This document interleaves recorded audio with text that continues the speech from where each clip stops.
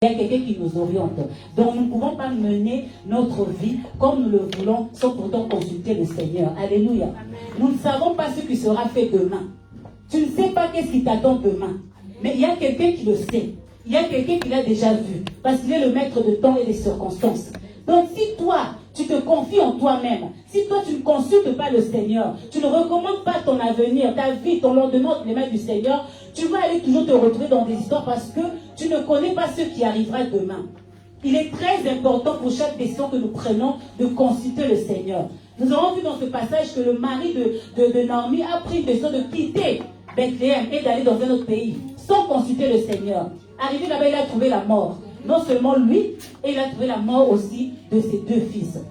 Et Naomi qui se retrouve seule, veuve et sans enfant. Alléluia. Bien-aimés, faisons très attention. Quelle décision est-ce que tu prends? Est-ce que tu consultes le Seigneur? Est-ce avant de faire un pas quelconque, tu consultes d'abord Dieu? Est-ce que tu prends le temps ou bien toi, tout ce qui te vient par la tête, tu le fais? Parce que la situation ne va pas aller, je bouge. Parce que voilà, je vois qu'il y a tel défi, je fais ceci, je fais cela. Est-ce que tu prends le temps de consulter le Seigneur? Est-ce que tu prends le temps d'attendre que Dieu te dise, vas-y, fais ça, je te précède? Bien, mais prenons le temps de consulter le Seigneur.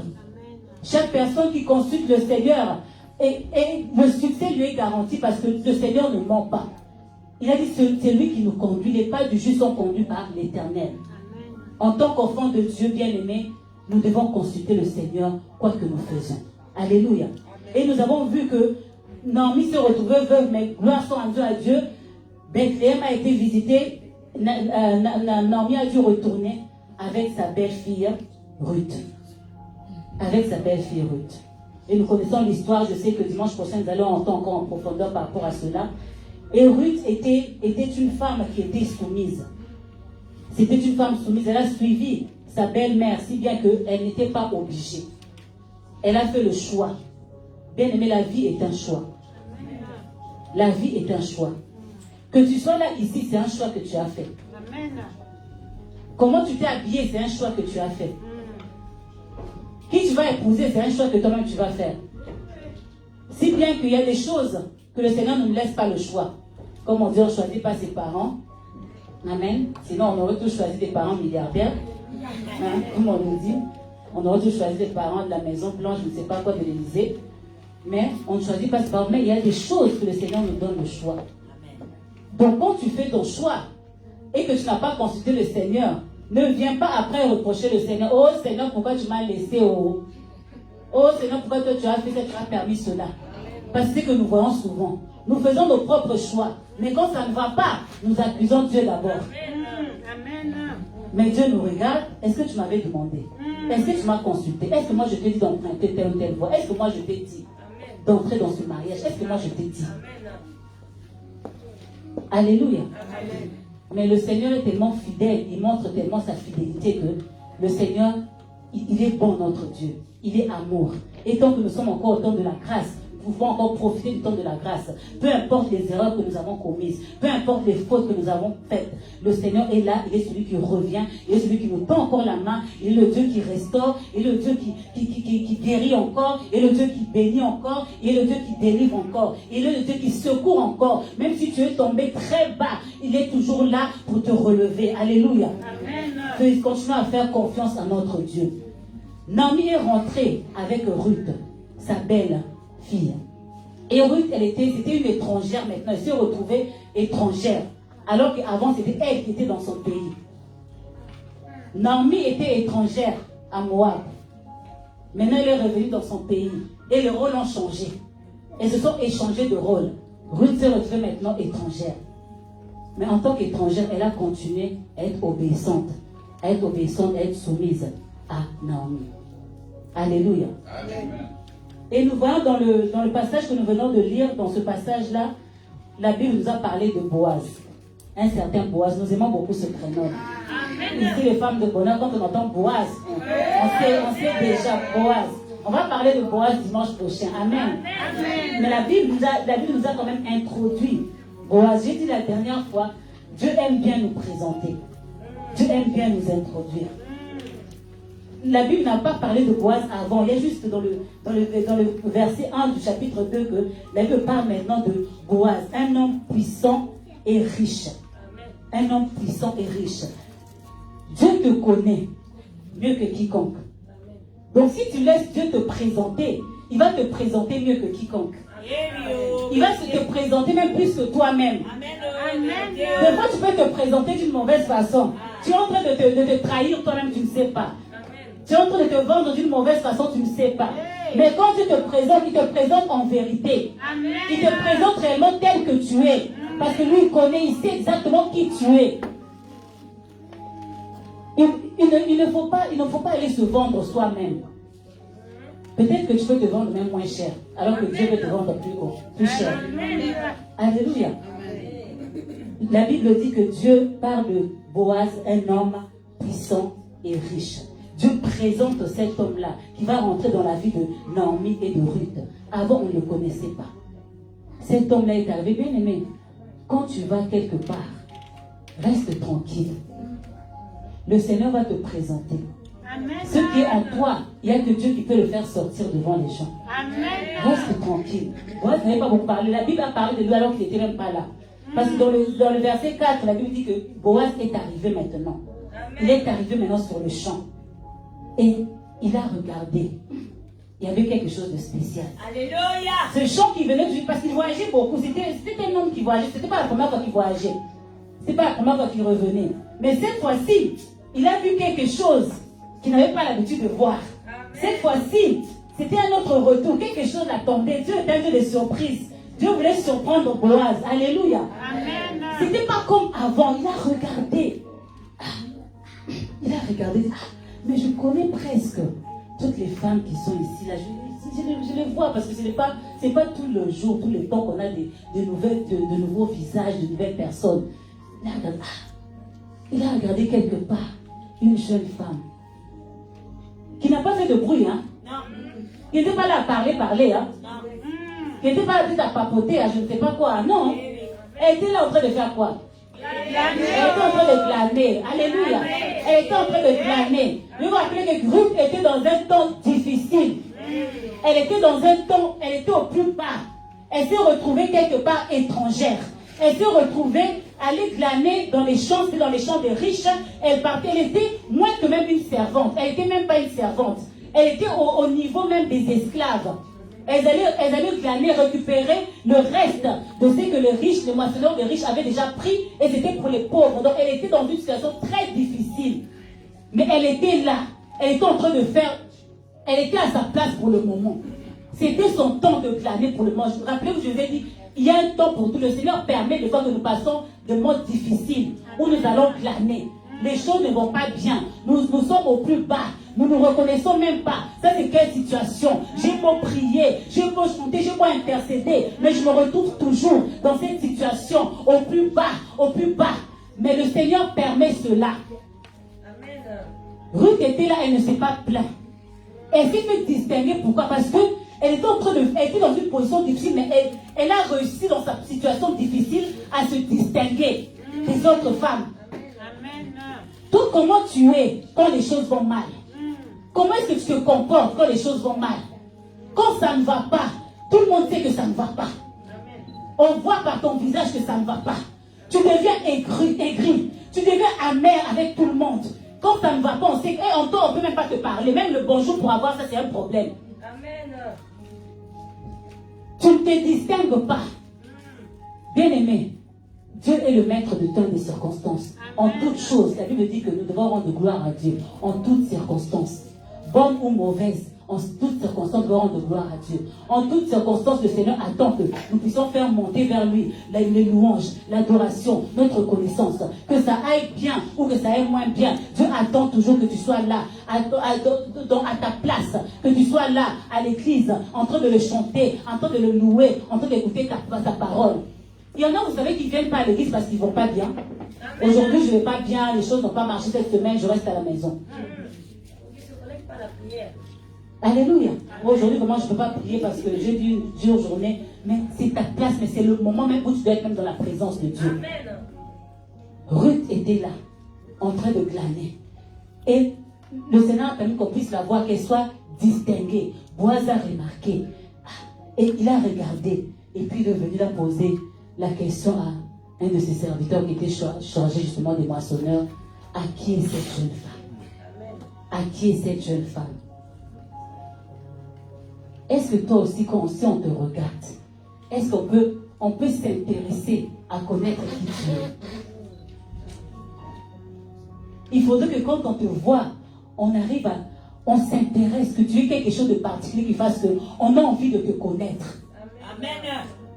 Il y a des personnes, on ne peut même pas chercher à les connaître, parce qu'une fois que tu les vois déjà, en une minute, tu sais déjà qui c'est. Elle parle, elle raconte tout son identité, tout tu connais déjà en une minute. Amen. Tu n'as même pas besoin d'aller vers elle pour lui demander quoi que ce soit, tu connais déjà.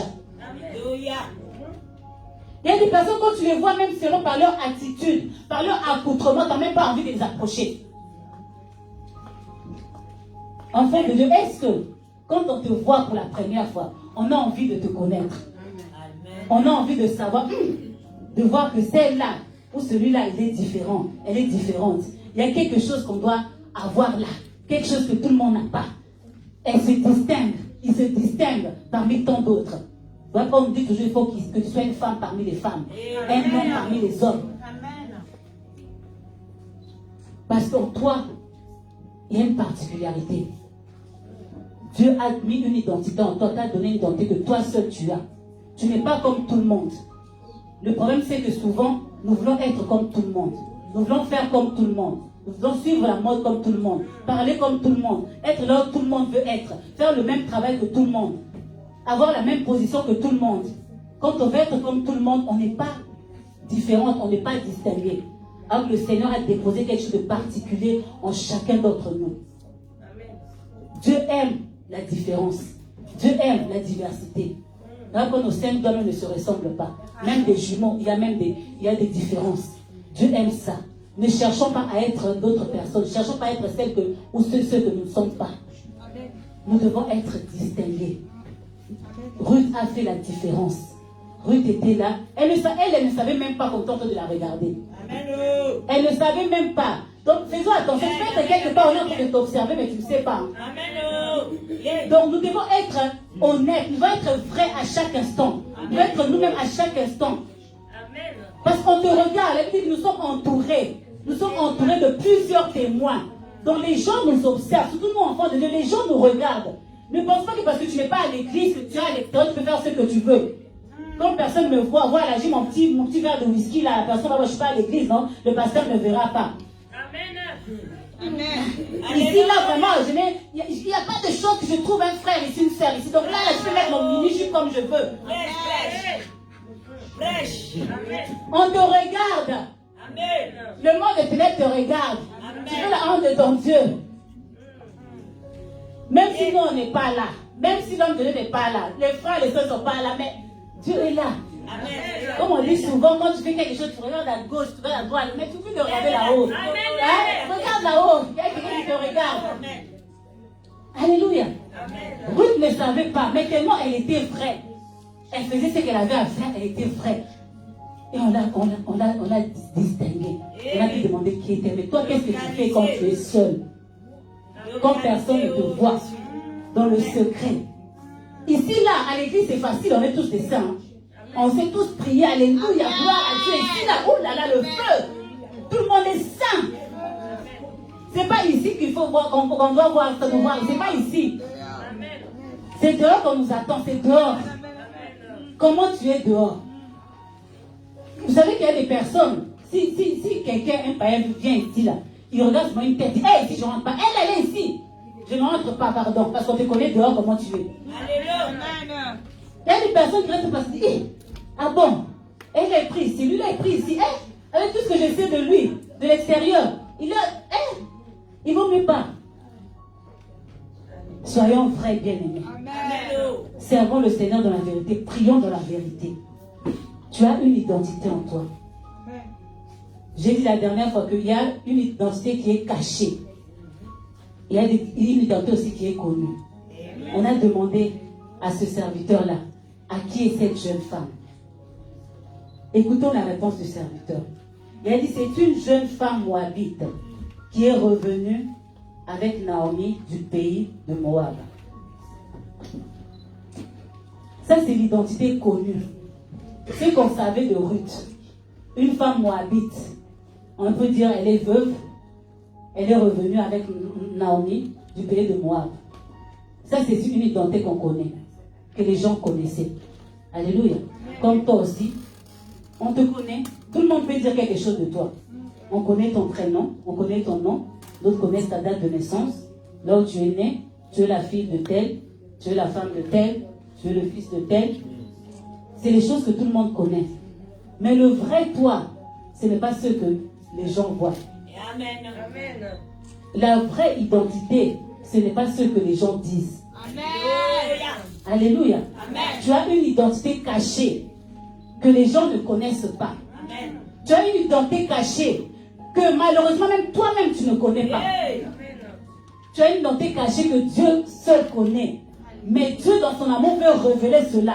Dieu ne veut pas que tu restes dans l'ignorance. Dieu veut que tu connaisses cette identité-là, qui tu es réellement.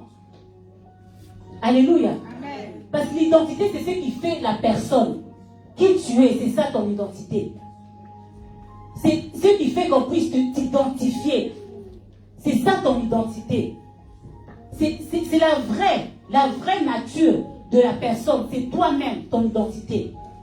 Parce que dire juste ton prénom, juste si tu es né ou tu es la fille de la femme de, ça ne dit pas qui tu es. Dieu a une identité que les hommes ne savent pas. Les hommes ne voient pas encore. Mais qui veut révéler en son temps, qui veut révéler. Ruth était là, tout le monde la voyait juste comme une Moabite, une étrangère, une veuve, qui est venue de loin, qui est venue juste, c'est la belle-fille de Naomi. C'est tout. Toi aussi, peut-être, si on veut parler de toi, ce sera en 2 minutes. Hein? Il y a des personnes, si on veut parler de où, le CV est tellement long. Mais toi, peut-être, on va dire juste quoi? Une phrase, 2 phrases, 3 phrases, c'est tout, ça s'arrête là. Mais en toi, bien-aimé, laisse-moi te dire qu'il y a quelque chose que le Seigneur a caché et qu'il veut maintenant. Je dis qu'il veut maintenant révéler aux hommes. Il veut maintenant te révéler à toi-même d'abord. Il veut maintenant révéler à son église. Il veut maintenant révéler à la vie de Saint-Nazaire. Il veut révéler en France. Tu as une identité cachée que seul le Seigneur connaît. Dieu ne veut pas que tu restes ignorant parce que en connaissant ton identité, tu vas mieux servir ton Dieu. Ruth avait une identité cachée. Je veux parler de la première identité de Ruth. Alléluia. Si bien que on a dit que Ruth c'était une Moabite. Donc, à Bethléem, c'était une étrangère. C'était une étrangère. Alléluia. Mais nous savons que quelque part, nous sommes tous étrangères quelque part. Alléluia. Ruth, on l'a décrivée comme une Moabite. Donc, elle n'était même pas en fait acceptée en tant que telle. Elle était là comme une étrangère. On ne peut même pas l'appeler, c'est une des nôtres, puisqu'elle est venue déjà vivre là-bas. On se retrouve des fois dans des situations, même ici en France, on peut t'appeler tu es étranger, étrangère, tu es immigré, réfugié. Voilà, tu te sens vraiment sans papier même. On peut donner tous les noms qu'on veut pour te faire sentir juste que non, tu n'es pas chez toi. Amen. Mais ces personnes-là qui te font sentir que tu n'es pas chez toi, eux-mêmes aussi ne sont pas chez eux, le monde entier appartient à notre Dieu. Amen. Donc tout le monde est étranger quelque part. Alléluia. Amen. Ruth, elle était considérée comme une étrangère. Mais ce que les gens ne savaient pas, c'est que Ruth, quand elle a épousé le fils de Naomi, elle n'était plus étrangère parce qu'elle est rentrée dans l'alliance. Amen. Quand elle a épousé le fils de Naomi, qui était hébreu, qui était juif, elle est rentrée dans l'alliance du Dieu vivant. Amen. Elle ne servait plus le Dieu de Moab s'ils avaient un Dieu. Elle était maintenant entrée dans elle connaissait maintenant le Dieu d'Israël. Amen. Elle était la fille du Dieu d'Israël. Ça, les gens ne voyaient pas ça. Les gens vont toujours te rappeler ce que tu étais. Amen. Les gens vont te traiter par rapport à ce que tu étais. Amen.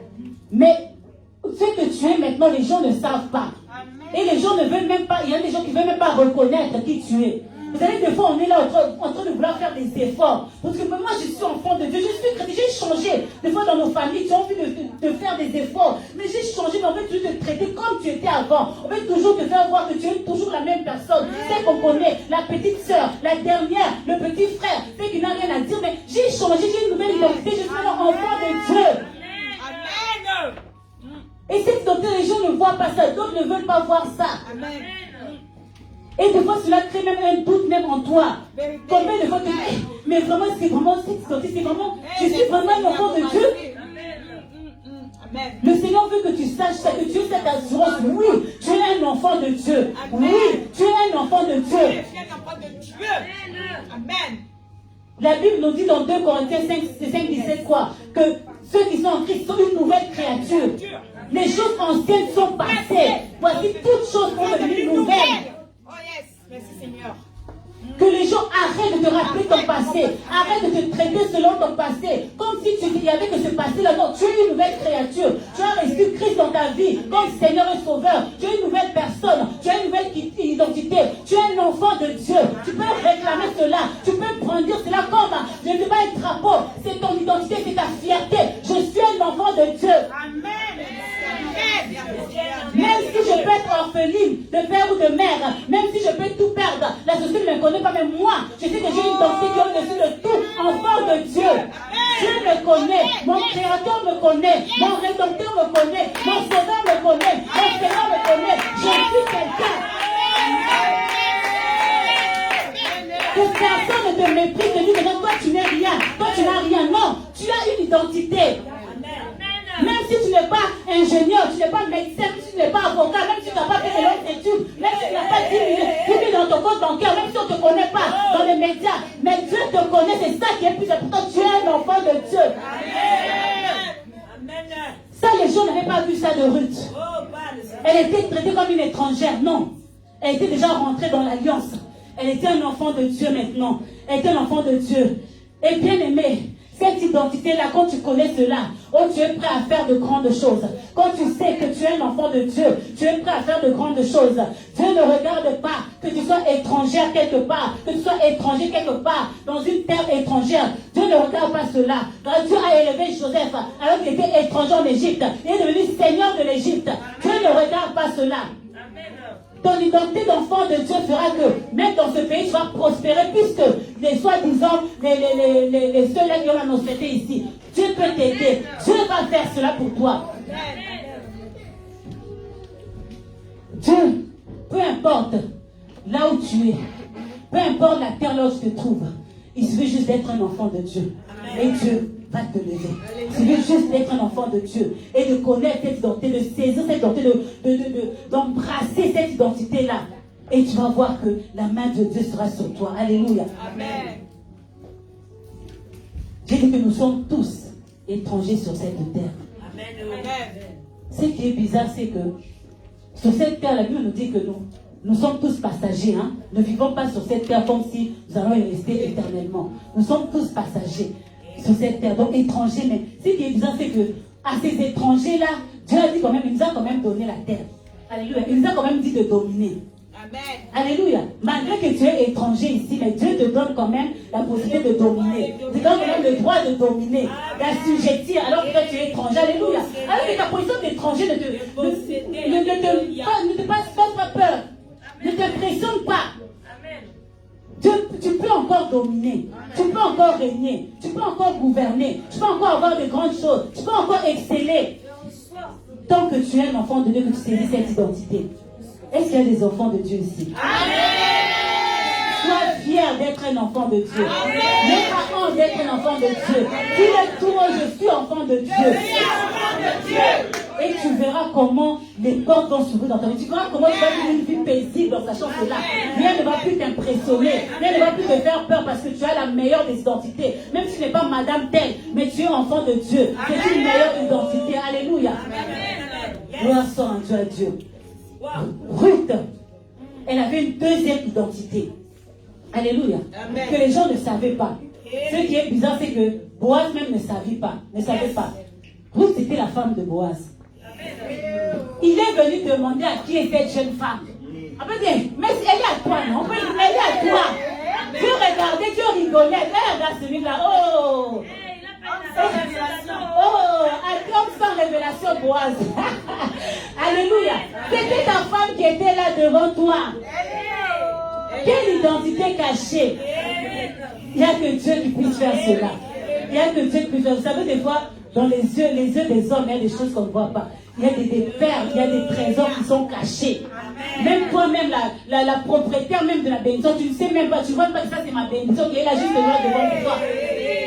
Il y en a qui ont passé beaucoup de temps. La bénédiction était là juste devant eux. Il y en a qui ont passé beaucoup de temps. La bénédiction était là, ils ne voyaient même pas.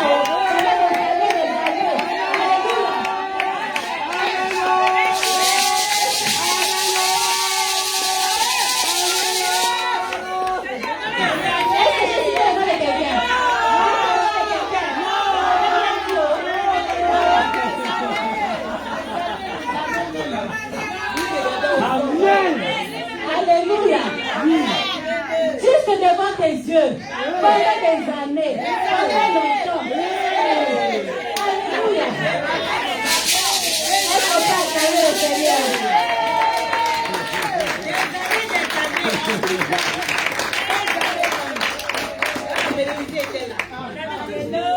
Oui, c'était la femme de Boaz.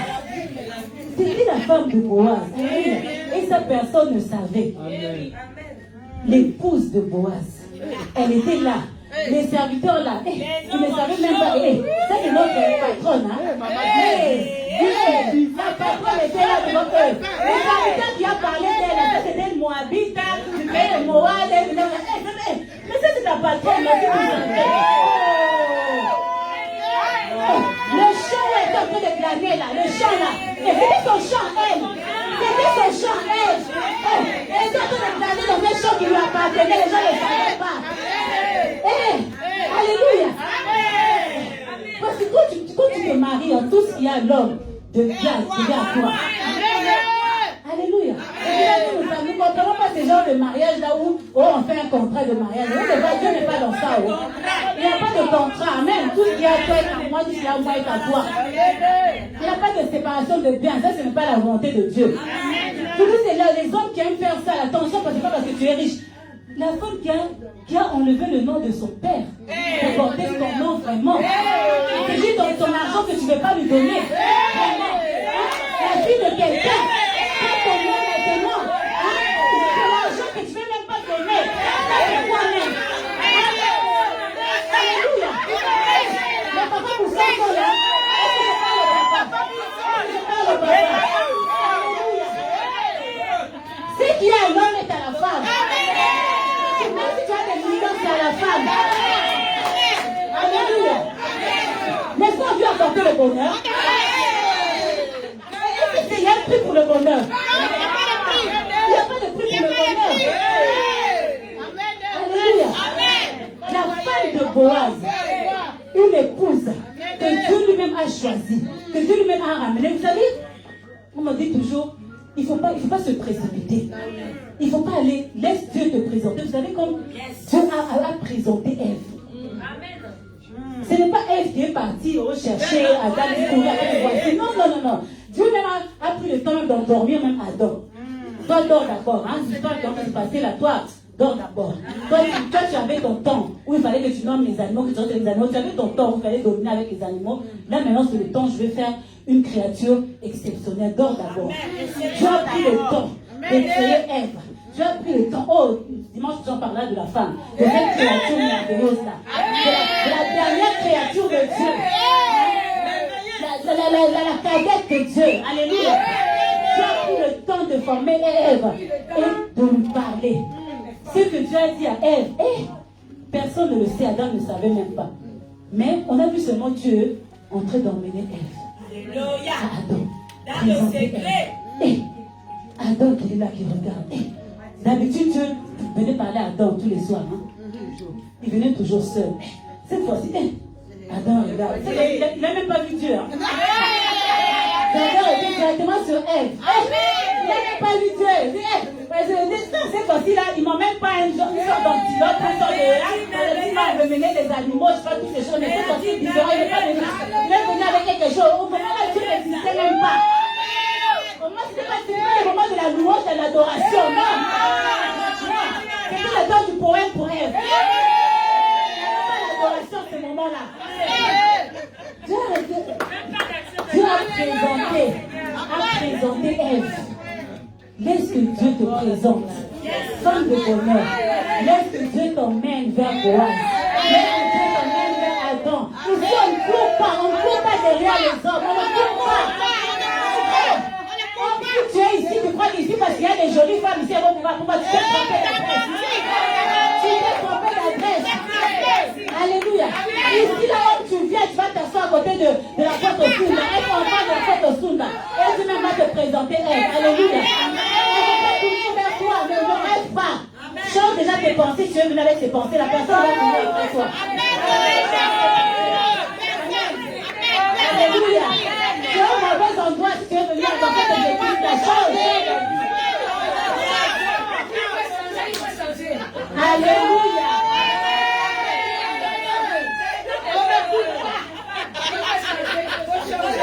Femme de Dieu là. Tu es la femme de quelqu'un. Tu es la femme de quelqu'un. Tu es tiré quelque part. Donc sois tranquille. Reste là dans ton temps. Si c'est le temps de glaner, glane bien. Reste là dans ton temps. Dieu lui-même sait comment il va te présenter. Dieu lui-même sait. Le monde, le diable est tellement diable que quand on voit aujourd'hui même les femmes qui vont vers les hommes, on ne comprend pas. Tu ne connais pas ta valeur. Tu ne peux pas aller aborder, nulle part on a vu ça, tu ne peux pas aller aborder un homme. Même si au nom de Dieu t'a montré que Dieu ne t'a pas montré pour aller aborder, non. Tu pries, même si Dieu t'a montré que c'est lui, tu pries. Tu ne vas jamais faire le premier pas. Alléluia. Ça c'est contre la volonté de Dieu. Amen. Tu es la femme de quelqu'un. Tu as été tiré de quelque part. Et Dieu, on ne nous a pas dit dans la Bible que Dieu a fait plusieurs femmes. Il a eu plusieurs façons de faire la femme. Non, il a juste pris la corde, il a fait une femme. Donc toi aussi tu viens de quelque part. Ne te dis pas que non, moi alors je suis là, oh je vais essayer de faire ceci, cela, parce que le temps avance, je ne vois pas. Non, tu as été pris de quelque part. Donc au temps voulu par Dieu venu, Dieu va te ramener là où tu as été pris. Donc reste tranquille. Sois comme Ruth. Alléluia. Elle était l'épouse de Boaz. Bien-aimé, Ruth, elle représente l'église que nous sommes. Alléluia. Nous aussi, nous étions étrangers. Mais la Bible nous dit quoi? Que nous sommes l'épouse de Christ. Nous sommes l'épouse de Christ. Nous sommes entrés dans tout ce qui est à Christ est à nous. Parce que nous appartenons à Christ en tant qu'épouse, en tant qu'église. Alléluia. Christ nous a fait partager. On va lire un passage, bien-aimé. Nous sommes dans Jean 17, nous allons lire rapidement ce merveilleux passage. Parce qu'il y en a qui ne comprennent pas réellement ce que nous sommes. L'église, qui es-tu, l'épouse de Christ? Toi, qui es-tu en tant qu'enfant de Dieu, en tant qu'épouse de Christ? Qui es-tu exactement?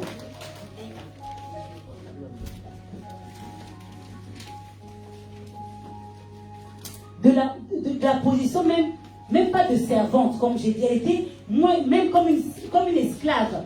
Elle est devenue maîtresse, elle est devenue patronne. Donc tout ce qui était à Boaz, là, c'était devenu pour elle maintenant.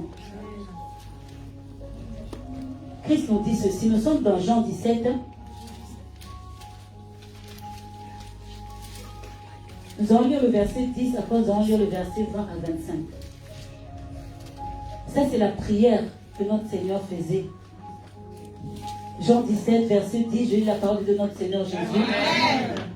Le Seigneur dit ceci. Et tout ce qui est à moi est à toi, et ce qui est à toi est à moi. Et je suis glorifié en eux. Alléluia. Le Seigneur parle de nous. Quand il prie, il fait la prière à son Père. Il parle de nous. Et dans le verset 20, il dit, ce n'est pas eux, ce n'est pas pour eux seulement que je prie, mais encore pour ceux qui croiront en moi. Ça c'est nous, par leur parole, afin que tous soient un, comme toi, Père, tu es en moi, et comme je suis en toi, afin qu'eux aussi soient un en nous, pour que le monde croie que tu m'as envoyé. Je leur ai donné la gloire que tu m'as donnée. À qui il a donné la gloire? Amen. Alléluia. Afin qu'ils soient un comme nous sommes un. moi en eux et toi en moi, afin qu'ils soient parfaitement un et que le monde connaisse que tu m'as envoyé et que tu les as aimés comme tu m'as aimé. Alléluia. Amen. Dieu veut que nous soyons un. Ça, c'est l'image même du mariage. Ça, c'est l'image même de l'église avec l'épouse. Dieu veut que nous soyons un. Nous sommes un avec Christ. Tu n'es pas n'importe qui. Amen. Église, tu n'es pas n'importe qui. Amen. Tu es l'épouse de Dieu. Tu es l'épouse de Christ. La Bible dit qu'on est en train de nous préparer. Christ est en train de préparer son église, son épouse, en lui lavant parlant de la parole, pour la présenter. Dieu veut nous présenter devant le Seigneur. Donc tu n'es pas n'importe qui. Cette identité-là, personne ne le savait. Ruth n'était pas n'importe qui. Ce n'était pas une simple Moabite qui venait là, une simple servante, une simple esclave qui venait ramasser, glaner. Non. C'était réellement celle qui allait devenir la propriétaire de tout ça. Bien, même si aujourd'hui, il te semble que tu n'as rien, mais dis-toi qu'il y a une identité cachée que le Seigneur veut révéler. Amen. Le Seigneur veut te révéler vraiment qui tu es. Le Seigneur veut te révéler vraiment tu es la femme de qui. Le Seigneur veut te révéler vraiment qui tu es, quelle est ta nouvelle identité. Parce que tu as une autre identité. Amen. Tu as une nouvelle identité. Tu ne seras pas toujours la fille d'eux. Tu deviendras aussi la femme d'eux.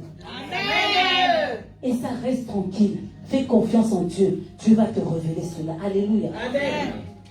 La femme de Boaz. Et je vais parler de, à cause du temps, je vais parler de la troisième identité que Ruth avait, que personne aussi n'avait vue.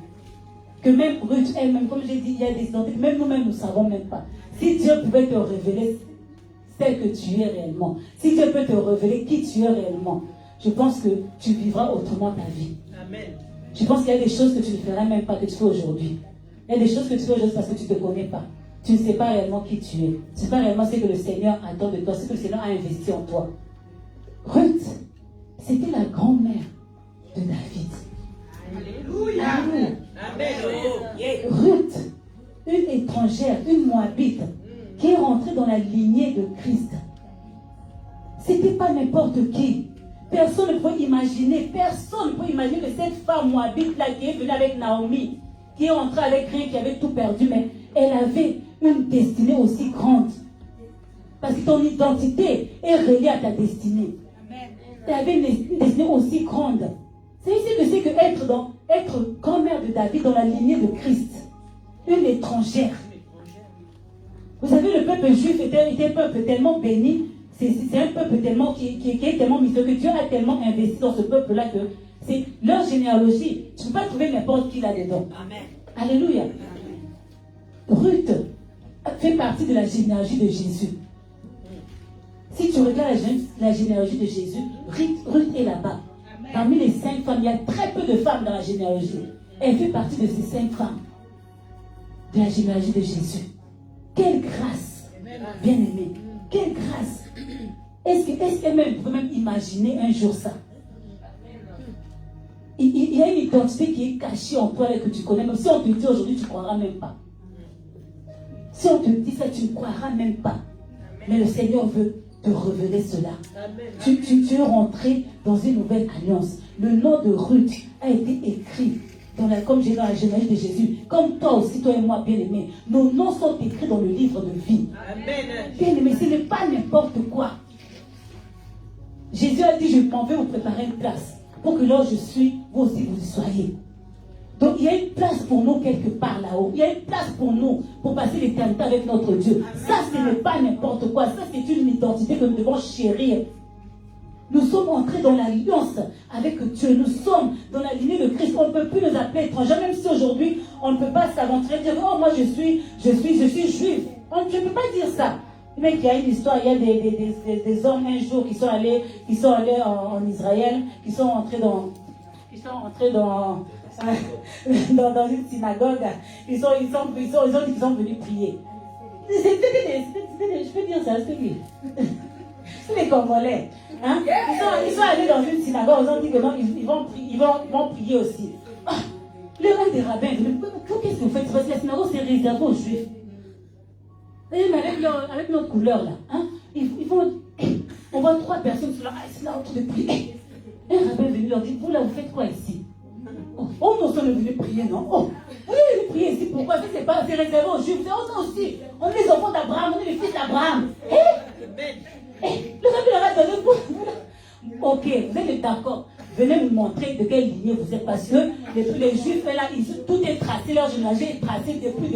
On peut les retrouver juste avant Jésus-Christ. Non, loin là-bas. Montrez-nous maintenant de quelle lignée vous êtes, quelle famille vous êtes, quelle tribu vous êtes. Montrez-nous.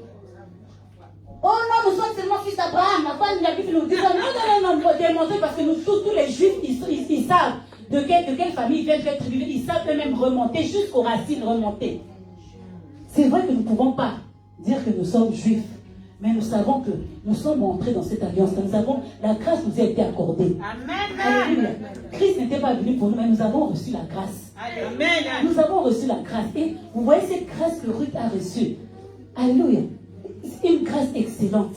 Comme l'avait dit, un don parfait. Ça ne vient que de Dieu. Amen. Ça ne vient que de Dieu. Il n'y a que Dieu qui puisse faire cela. Mais si tu continues à faire confiance en Dieu, si tu continues à rester fidèle avec Dieu, il y a une identité qui est cachée par rapport à ta destinée, que Dieu va te révéler. Toi-même, tu ne vas même pas y croire. Amen. Tu ne vas même pas y croire. Donc ne te méprise pas. Ne te néglige pas. Tu n'es pas n'importe qui. Alléluia. Tu n'es pas n'importe qui. Le Seigneur a fait grâce à Ruth. Et le Seigneur veut te faire grâce aussi. De sortir de là où tu es, de te faire entrer dans une nouvelle famille, Amen. de faire entrer, de faire en sorte que ton identité soit révélée d'abord en toi-même, parce que quelque part tu ne te connais pas. Le Seigneur veut que tu te connaisses, parce que si tu te connaissais, il y a beaucoup de choses que tu ne ferais pas. Amen. Si tu te connaissais réellement, il y a beaucoup d'endroits où on ne te verra pas. Si tu te connaissais réellement, on allait voir, les gens n'allaient plus te mépriser. Des fois, les gens te méprisent parce que c'est par rapport à ce que toi-même, le message que toi-même tu donnes. Tu ne te connais pas. Le Seigneur veut que tu puisses te connaître, que tu n'es pas n'importe qui. Que tu n'es pas n'importe qui. Tu peux être étrangère quelque part, mais tu es l'enfant de Dieu. Tu peux ne pas avoir un nom qui est connu quelque part, mais tu es l'époux de quelqu'un. Tu es l'épouse de quelqu'un. Alléluia. Tu peux ne pas avoir peut-être un avenir, on te dit, voilà, tu n'as pas un avenir qui est glorieux, tu ne connais même pas tellement demain, qu'est-ce qui sera dans 10 ans, tu ne sais même pas, tu n'as même pas une assurance, tu n'as même pas des économies, tu ne sais même pas dans 10 ans tu seras comment, mais sache seulement que non, tu as une destinée. Alléluia. La grâce qui a été offerte à Ruth, cette grâce-là aussi est disponible pour toi. Amen. Cette grâce, Dieu a écrit déjà ton nom dans le livre de vie. Tu as déjà une place qui est réservée pour toi au ciel. Alléluia. Même si ici, dans ce monde, tu n'as pas eu de maison qui t'appartienne, mais sache que tu as une place qui est réservée pour toi au ciel. Tu as un endroit parce que Christ ne ment pas. Jésus a dit qu'il est parti pour nous préparer une place. Il est parti pour te préparer à toi et moi une place. Alléluia. Quand tu connais ton identité, bien-aimé, tu sais, tu vas vivre le meilleur. Tu vas ajuster ta vie parce que tu sais qui tu es. Quand tu connais ton identité, ça devient facile pour toi de vivre pour Dieu. Parce que tu sais qui tu es. Cette identité-là, ce n'est pas ce que les hommes t'ont donné, c'est ce que Dieu lui-même t'a donné. Tu vas vivre pour Dieu. Tu vas vivre une belle vie. Des fois, tu passes à côté de beaucoup de choses parce que tu ne te connais pas. Tu ne te connais pas. Tu ne connais pas réellement qui tu es. Et le Seigneur veut que tu saches qui tu es. Femme de bonheur, dimanche prochain, c'est notre jour. Dimanche prochain, c'est le Seigneur nous met à l'honneur. Préparons-nous, viens dans ce culte-là en sachant qui tu es. Viens dans ce culte-là en te disant que oui, je suis un enfant de Dieu. Je suis l'enfant de quelqu'un. Je suis dans l'alliance avec le Dieu vivant. Viens dans ce culte-là en attendant de recevoir quelque chose de ton Dieu. Alléluia. Tu as une identité et le Seigneur veut te révéler cela. Amen. Comment connaître maintenant ton identité? Approche-toi de ton Dieu. Vous savez, l'homme ne se connaît pas et ne se connaîtra jamais tant qu'il sera loin de son Créateur. Pour mieux te connaître, tu dois t'approcher de ton Créateur, celui qui t'a créé. Tant que tu seras loin de Dieu, tu seras loin de ton Créateur, tu ne sauras jamais qui tu es réellement. Approche-toi de ton Dieu. Approche-toi de ton Créateur. par la prière, par la méditation de la parole de Dieu, par les jeûnes. Approche-toi de ton Dieu. Vis une vie de sanctification. Fuis le péché. Décide de suivre Dieu. Prends la décision de suivre Dieu. Peu importe ce qui arrive, que je comprenne, que je ne comprenne pas, que les choses aillent bien ou que ça aille mal. Mais moi, je sais que j'ai donné ma vie à Jésus. Je marche avec Christ, peu importe ce qui arrive. Amen. Amen. Approche-toi de ton Dieu.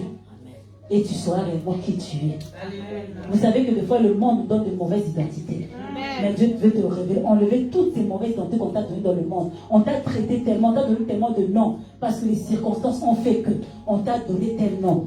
Mais approche-toi de ton Dieu. Dieu va te donner réellement le vrai nom. Qui tu es réellement. Quelle est ton identité? Est-ce que quelqu'un a compris qu'il a une identité? Amen. Nous allons nous approcher du Seigneur par la prière. Nous allons dire à notre Dieu, si pour nous lever, Seigneur, voilà, je suis là. S'il y a une identité cachée en moi que je ne connais pas, Seigneur, révèle-moi cela. Révèle-moi cela afin que je puisse vivre une meilleure vie. Révèle-moi l'identité qui est cachée, que les gens ne connaissent pas, que moi je ne connaisse pas, que je ne connais pas. Seigneur, révèle-moi cette identité parce que je vais marcher selon tes voies, je vais te suivre, je vais être fidèle, je vais atteindre ma destinée. Révèle-moi cette identité-là.